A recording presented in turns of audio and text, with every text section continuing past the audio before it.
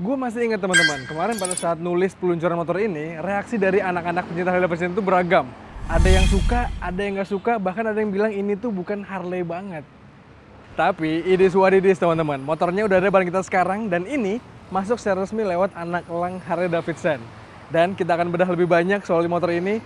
Secara spesifik kita akan nyari tahu soal 5 hal yang perlu kalian tahu tentang Harley Davidson Sportster S.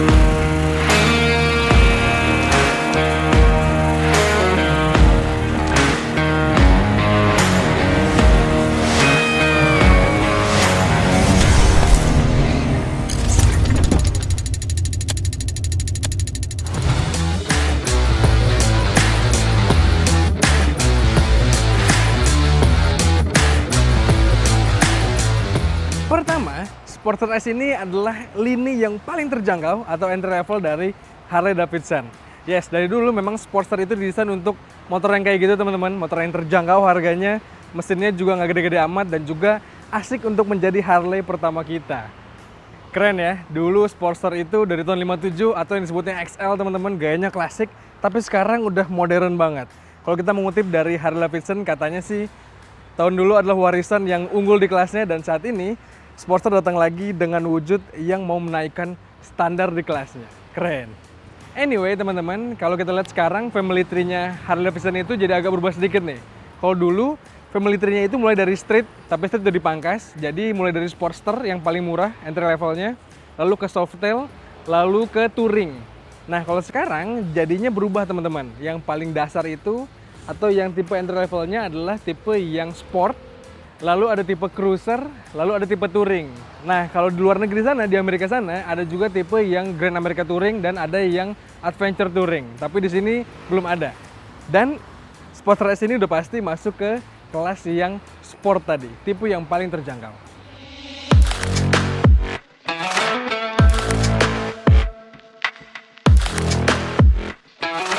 Kedua, Sportster S ini udah pasti pakai mesin dan juga sasis generasi terbaru. Sportster S ini pakai mesin yang namanya Revolution Max 1250T. Di atas kertas, mesinnya ini adalah mesin yang satu basis dengan mesin Pan America atau Harley Davidson yang agak ke BMW-an karena itu gayanya kayak GS atau motor touring adventure-nya. Dan mesin yang sama itu adalah mesin yang sangat-sangat modern, teman-teman.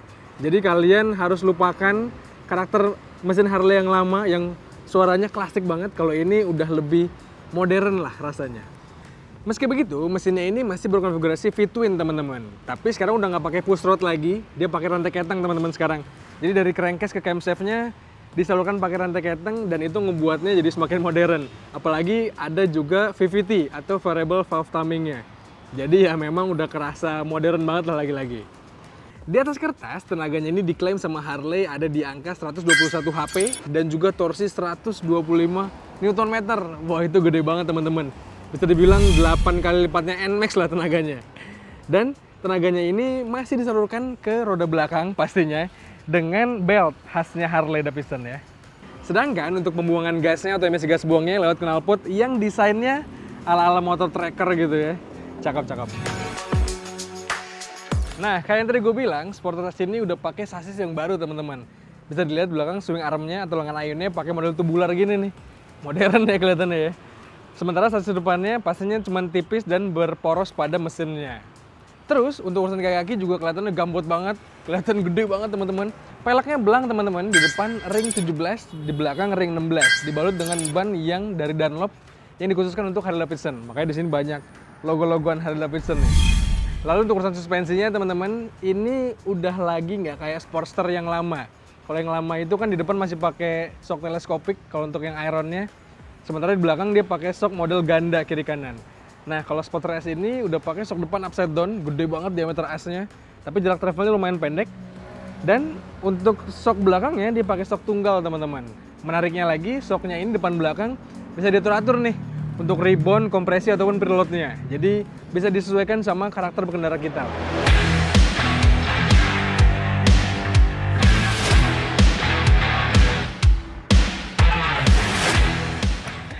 Ketiga, Sporter S ini udah dibekali dengan segudang fitur yang canggih-canggih. Kalau tadi kita ngomongin mesinnya udah modern, canggih juga, yang nggak kalah canggih adalah fitur keselamatannya, teman-teman. Kita bisa lihat di depan sini untuk pengeremannya, dia sekarang pakai kaliper rem dan juga master rem dari Brembo. Di depan kaliper rem 4 piston, di belakang 1 piston. Untuk pengereman, pastinya ini udah luar biasa, sangat-sangat gigit dan juga aman pastinya untuk menopang mesin yang sebesar ini.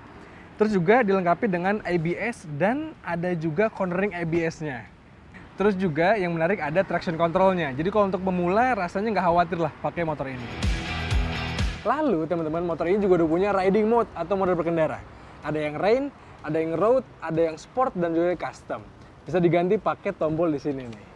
Lalu yang gue suka juga, motor ini udah dibekali dengan instrumen cluster yang digital, layarnya TFT teman-teman, bulat begini. Dan ini kelihatannya sih mewah banget. Jadi kelihatan motor mahalnya ya.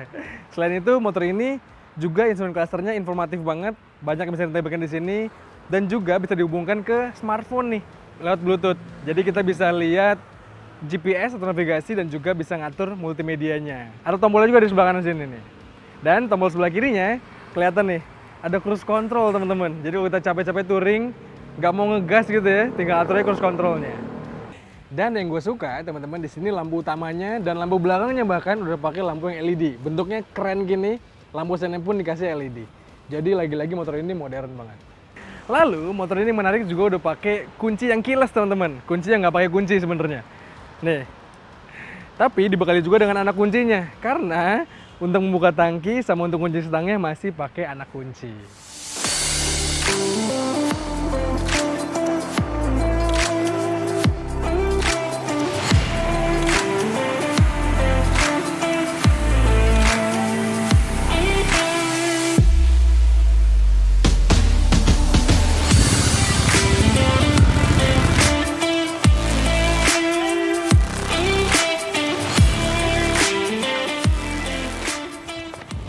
Nah, yang keempat, setelah tadi kita nyobain, gue akan kasih tahu gimana sih impresi berkendara dari motor ini.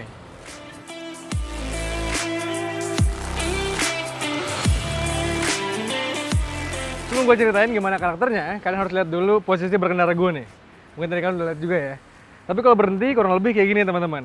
Tinggi gue 175 cm dan motor ini tinggi joknya lumayan rendah, sekitar 76 cm atau 765 mm. Makanya kaki gue bisa menapar dengan sempurna dan lumayan nekuk nih. Kalau kaki naik ke footstep, kayak gini, kurang lebih teman-teman.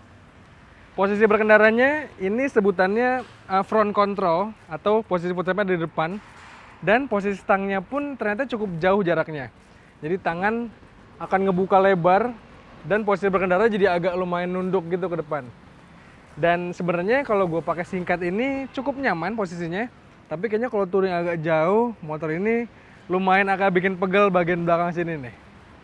Nah, kalau kita ngomongin handlingnya teman-teman, motor ini tuh cukup berat bobotnya, 220-an kilogram kurang lebih. Dan sebenarnya untuk kelasan Harley Davidson itu motor ini cukup nggak intimidatif teman-teman handlingnya. Jadi untuk pemula pun rasanya akan nyaman pakai spotter ini. Walaupun tadi kalau mungkin posturnya lebih rendah dari gua, lebih pendek dari gua, mungkin jadinya agak sedikit kesusahan meraih stangnya. Tapi overall handlingnya ini lagi-lagi nggak intimidatif, jadi masih enak buat dikendalikan. Belok-belok masih enak, walaupun ban depannya gede banget, tapi rasanya masih cukup oke lah. Nah, dibarengin juga dengan suspensi yang karakternya cukup sporty teman-teman. Karena jarak travelnya atau jarak mainnya pendek, jadi lumayan stiff atau kaku karakternya. Dan itu ngebuat handling jadi semakin tajam sebenarnya.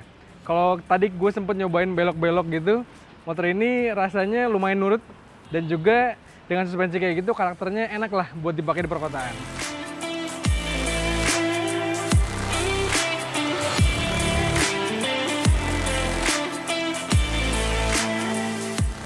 Lanjut kita bahas karakter mesinnya teman-teman. Tapi kalian harus denger dulu suara mesinnya ya.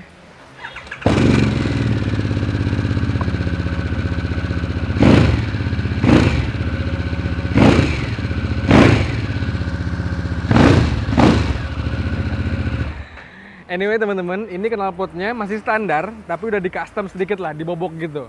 Knalpot aftermarketnya ada, jadi kalau kalian gatal sama suara standarnya, kalian bisa ganti pakai knalpot aftermarket juga.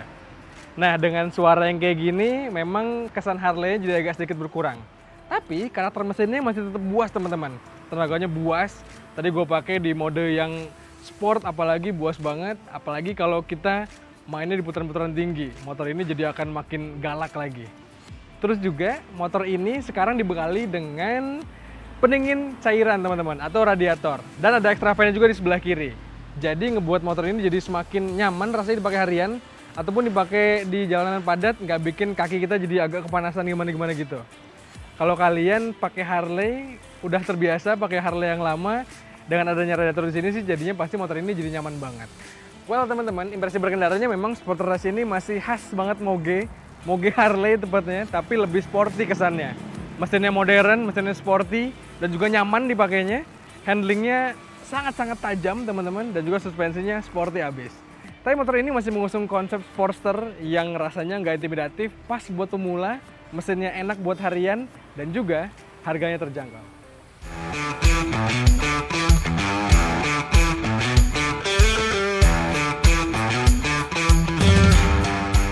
Nah, ngomong-ngomong soal harganya, yang kelima kita akan bahas soal harga dari Harley Davidson Sporter S ini.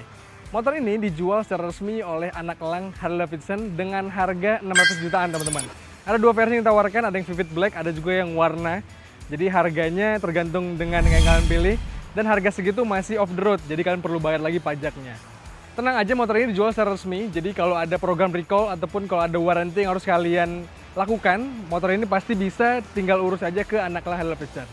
Lantas menurut kalian gimana? Kira-kira dengan harga 600 jutaan, apakah motor ini layak buat dibeli? Atau kalian lebih seneng sama Sporter yang generasi lama? 48 atau Aero 683? Coba kalian sampaikan di komentar di video kali ini. Dan seperti biasa, jangan lupa untuk baca ulasan lengkapnya di kanal Detik Auto. Dan juga tonton video dari kami di kanal 20 Detik dan juga kanal YouTube Detik Auto. Kalau gitu sekian teman-teman, gue pamit, stay safe dan bye-bye.